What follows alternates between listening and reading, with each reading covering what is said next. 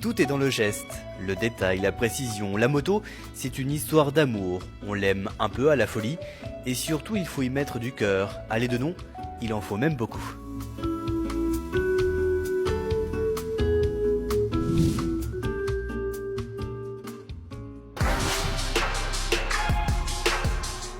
Rouler en moins d'1 minute 32, c'est devenir intouchable. L'habitué des circuits espagnols, Vincent Falcon, fait le doublé ce dimanche à Lédenon. 7 secondes derrière, on lutte à 2. Elie Rousseau déjà et Bartholomé Perrin. Le matin, Rousseau fait 2e et Perrin 3e.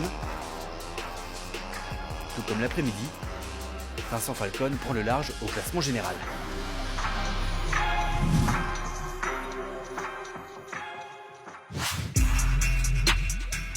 Matteo Pedeno, le plus rapide, c'est un adversaire coriace pour la course du matin. Dans les premiers tours, il part à la faute, chute et ouvre les débats entre Hugo Girardet et Tom Berceau en très grande forme. Concentré, Girardet s'impose. Alexis Boudin accroche la 3e place.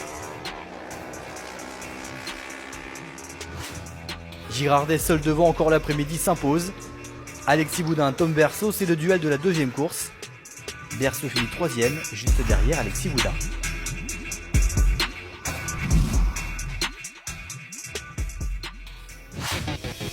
L'homme du week-end, Maximilien Beau, des essais compliqués, une chute, la pole puis la victoire dimanche matin. Guillaume Raymond s'accroche pour finir 2e. La chute de Giovanni laisse le débat ouvert entre Gregorio et Guillaume Pau. Avec sa Yamaha 69, il complète le podium.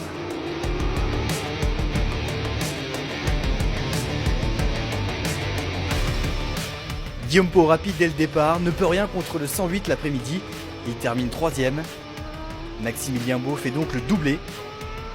Raymond se rassure avec la 2e place. Le premier challenger, c'est Mathieu Gregorio.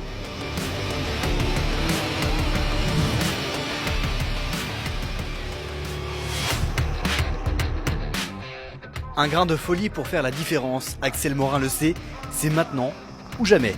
Première victoire de la saison tout en finesse sur la team Tecmas. Les 2 BMW sont dans le coup. Kenny Forêt pour son retour fait 2e, suivi de Mathieu Ginès. Derrière, Christophe Ponson chute avec Louis Bull.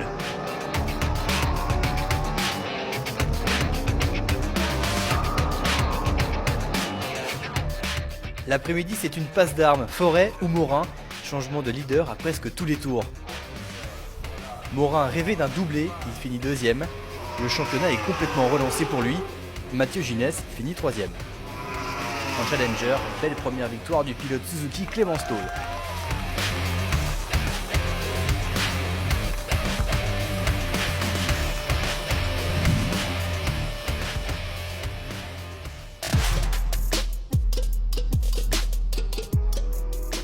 Vinet le plus rapide au départ de la 2e course.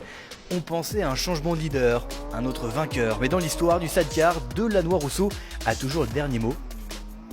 Longtemps 4e après 7 tours, il prend la tête. Trop rapide pour ses adversaires. Vinet fait 2e. Le Baille-le-Beau place le 600 cm3 en 3e. En F2, c'est la victoire de l'équipage Chanal Laborel.